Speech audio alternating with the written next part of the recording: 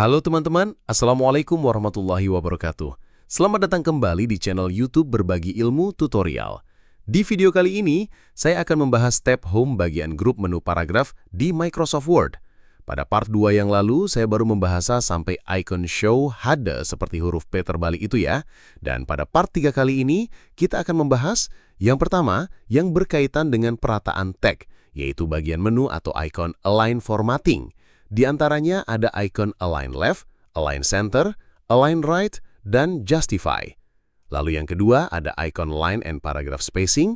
Lalu yang keempat ada menu atau icon Shading. Dan yang terakhir ada menu atau icon Border. Nah, menu ini semua punya banyak tombol penting untuk mengatur tampilan teks dan paragraf di dokumen kita. Kita akan bahas satu persatu, lengkap dengan cara kerjanya, supaya teman-teman bisa langsung mempraktikannya. Langsung saja ke pembahasannya. 1. Menu atau icon Align Left. Icon pertama ini berfungsi untuk membuat teks kita rata di bagian kiri, sedangkan bagian kanan tetap bebas mengikuti panjang kata. Biasanya ini adalah pengaturan default di Word. Misalnya saat kita mengetik surat atau laporan, teks akan otomatis rata kiri kecuali kita ubah pengaturannya. Cara kerjanya, 1. Tulis terlebih dahulu teks yang kita perlukan. 2. Blok teks yang ingin diatur. 3. Klik tombol Align Left di menu paragraf. Atau kalian bisa menggunakan shortcut Ctrl+L pada keyboard. Dan hasilnya seperti ini. Lalu yang kedua, ada menu atau icon Align Center. Tombol ini digunakan kalau kita ingin teks berada di tengah halaman dan cocok dipakai untuk membuat judul, subjudul, atau heading dokumen. Cara kerjanya, 1. Blok teks atau judul yang sudah kita buat. 2. Klik tombol Center pada menu ini. Atau dengan cara tekan shortcutnya Ctrl+E pada keyboard, dan hasilnya akan seperti ini. Kemudian yang ketiga, ada menu atau icon Align Right. Nah, kalau yang ini kebalikan dari Align Left. Teks akan sejajar di sisi kanan sedangkan sisi kiri tidak sejajar. Biasanya digunakan untuk menulis tanggal atau tanda tangan di surat resmi. Cara kerjanya, 1. Blok teks yang diinginkan. 2.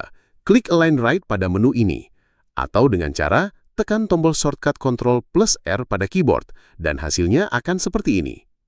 Lalu yang keempat, ada menu atau icon Justify, atau istilah lainnya rata kanan dan rata kiri. Nah, tombol ini sering digunakan kalau kita ingin teks terlihat rapi di kedua sisi, kiri dan kanan.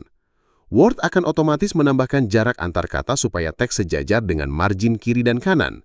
Ini sangat umum digunakan di buku, majalah, atau dokumen resmi lainnya. Bagaimana cara kerjanya? 1. Blok teks yang kita dirapikan.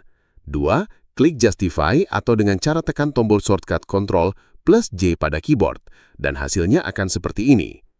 Sahabat berbagi ilmu tutorial, lalu yang selanjutnya kelima ada menu atau icon Line and Paragraph Spacing. Icon ini penting banget untuk mengatur seberapa spasi renggang atau rapat jarak antar baris di paragraf. Misalnya kita bisa memilih spasi 1.0 untuk rapat, atau 1.15 dan 2.0 untuk lebih longgar. Selain jarak antar baris, di menu ini juga kita bisa mengatur jarak antar paragraf supaya ada jeda yang lebih rapi. Bagaimana cara kerjanya? 1. Blok teks atau letakkan kursor di paragraf yang kita inginkan, misalnya paragraf 1 atau paragraf 2. Lalu, klik icon Line and Paragraph Spacing. Silakan pilih spasi sesuai keinginan teman-teman ya. Di sini ada opsi 1.0, 1.15, 1.5, 2.0, 2.5, dan 3.0. Kita coba satu persatu ya teman-teman. Nah, bagaimana kalau kita menggunakan keyboard atau kombinasi CTRL dengan huruf? Langkahnya mudah sekali teman-teman ya. CTRL plus angka 1 itu untuk spasi 1. Kita coba gunakan keyboard ya. Kemudian CTRL plus angka 2 untuk spasi 2. Silahkan dicoba. Dan CTRL plus 5 itu untuk spasi 1,5 ya teman-teman. Kemudian yang selanjutnya kalau kita klik bagian ini ya teman-teman, Word akan menampilkan pengaturan yang lebih detail, misalnya mengatur jarak sebelum paragraf, sesudah paragraf, atau menentukan spasi yang tepat dalam satuan poin. Kalau kita klik Line Spacing Options, maka kita akan diarahkan seperti ini ya. Lalu kita klik bagian Line Spacing ya, maka akan ditampilkan seperti ini ya. Ada pilihan single, 1.15, double, at least, dan lain sebagainya. Intinya sama dengan yang tadi ya. Kemudian kita klik lagi, lalu pilih yang Add Space Before Paragraph, artinya berarti kita akan mengatur jarak sebelum paragraf. Berarti di atas ya. Oke, misalkan paragraf yang ini, kita ke ataskan dulu, kemudian klik yang Add Space Before Paragraph. Nah, kalau kita lihat ada jarak di sini ya. Nah, kalau kita klik Add Space After Paragraph, berarti paragraf yang di bawahnya akan dikasih jarak space seperti ini ya. Coba kita ulangi lagi, Ctrl Z ya. Kita klik lagi Add Space After Paragraph. Kemudian yang keenam, ada menu atau icon shading atau warna latar paragraf. Fungsi utamanya adalah memberi warna latar belakang pada teks atau paragraf yang kita pilih. Lalu apa saja kegunaannya? Pertama, untuk menonjolkan bagian penting. Misalnya kita ingin menandai catatan penting, peringatan atau kesimpulan, cukup pilih teksnya, lalu klik shading, pilih warna yang diinginkan. Kedua, membedakan bagian dokumen. Kita bisa memberi warna khusus pada judul, subjudul atau kutipan, supaya mudah dibedakan dari teks biasa. Ketiga, mempercantik tampilan dokumen. Dokumen yang punya sentuhan warna akan terlihat lebih hidup dan profesional. Dan yang terakhir, membantu navigasi cepat. Kalau dokumen kita panjang, warna latar akan membantu pembaca langsung menemukan bagian penting tanpa harus membacanya semua. Cara memakainya gampang banget. Tinggal blok teks atau paragraf, klik icon shading, lalu pilih warna yang diinginkan. Coba kita praktikkan ya. Nah, kalau mau menghapus warna paragrafnya, klik lagi shading dan pilih no color. Dengan menguasai fitur shading ini, dokumen kita nggak cuma rapi, tapi juga enak dilihat dan mudah dipahami oleh pembaca. Nah, kemudian kalau kita klik more colors, maka di sini ada dua pilihan. Ada yang standar, ada yang custom. Intinya sama-sama saja ya. Coba kita pilih yang standar ya. Dan hasilnya seperti ini. Kemudian yang terakhir, ada menu atau icon borders. Nah, menu border ini kita akan memberikan bingkai pada tulisan atau paragraf atau istilah lainnya, menambahkan garis pembatas di sekitar teks atau paragraf yang kita pilih.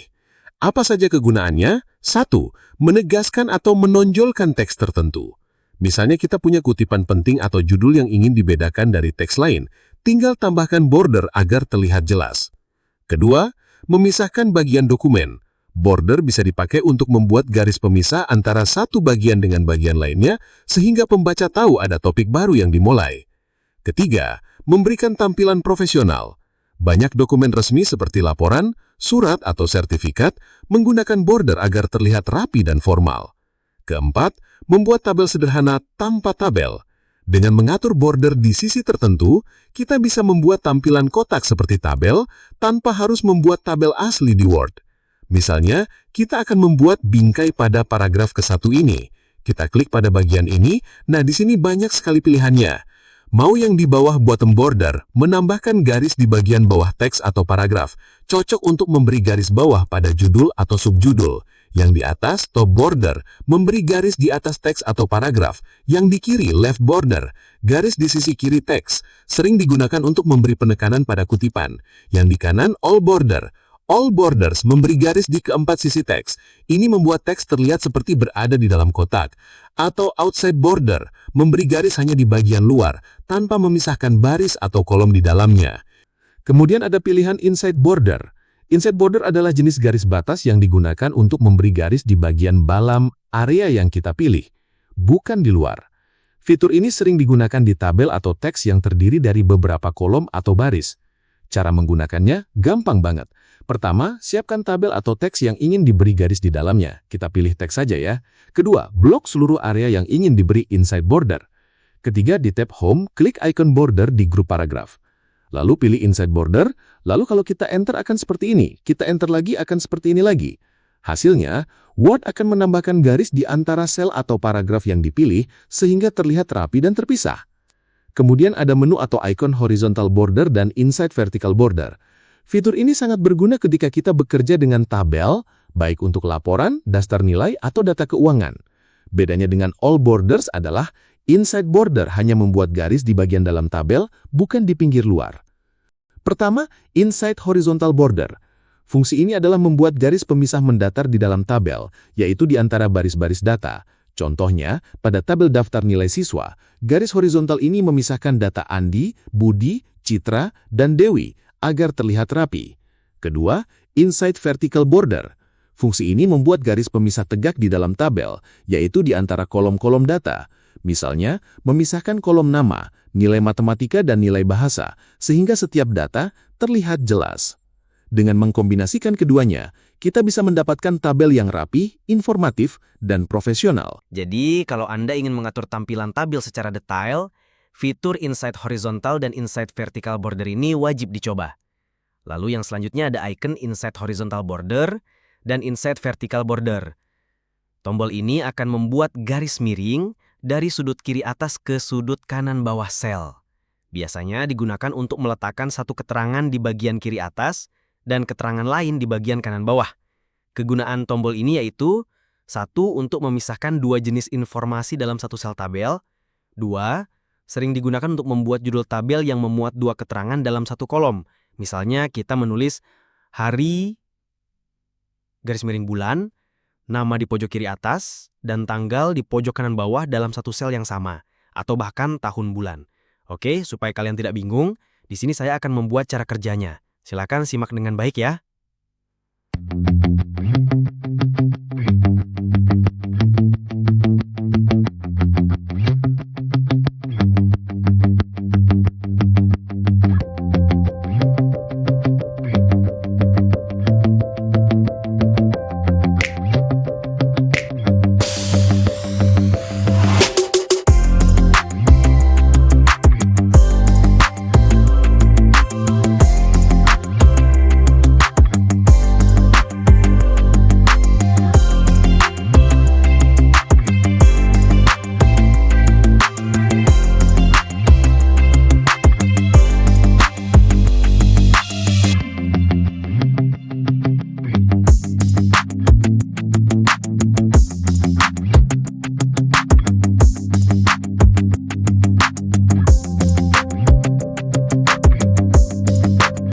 Kemudian yang selanjutnya ada icon horizontal line.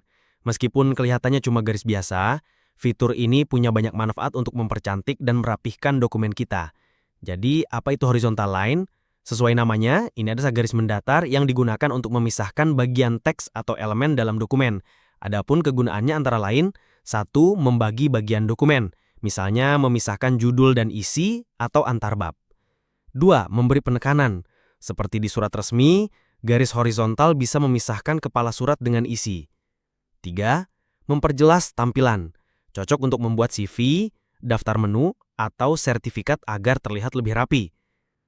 Yang selanjutnya ada icon Draw Table. Fungsi Draw Table atau gambar tabel di Microsoft Word adalah untuk membuat tabel secara manual dengan menggambar garis-garis bingkai sel, kolom, dan baris sesuai keinginan pengguna, memberikan kontrol penuh atas tata letak tabel yang kompleks atau tidak beraturan.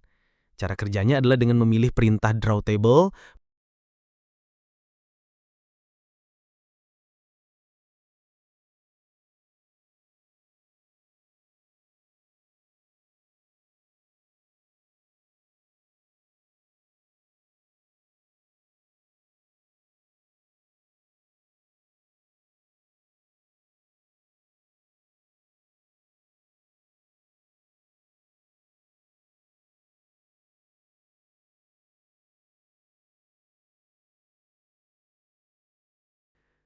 Kemudian ada menu View Grid Lines.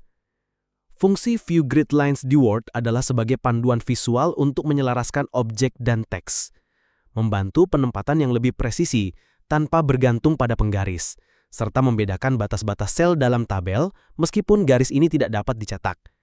Untuk menggunakannya, Anda bisa mengaktifkannya melalui menu tampilan atau View, lalu centang kotak garis kisi atau Grid Lines.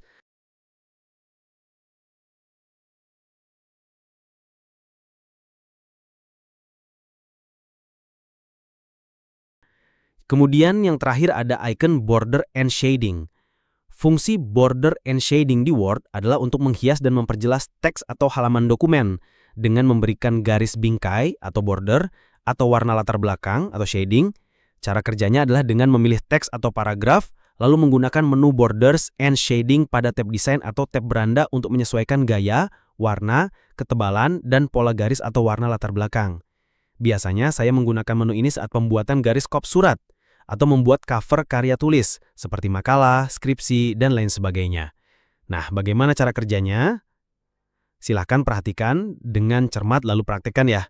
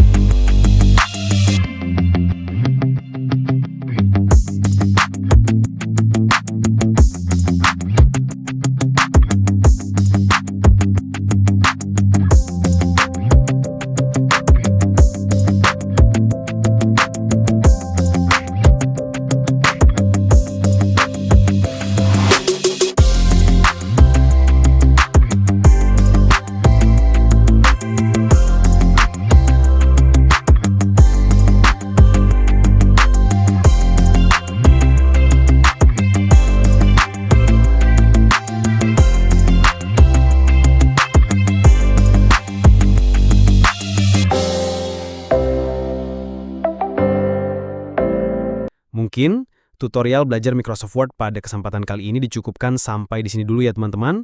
Semoga bermanfaat dan berguna bagi kalian semua. Terima kasih bagi yang sudah menonton. Jangan lupa klik tombol subscribe, share, dan aktifkan lonceng notifikasinya biar tidak ketinggalan informasi dari channel ini. Wassalamualaikum warahmatullahi wabarakatuh.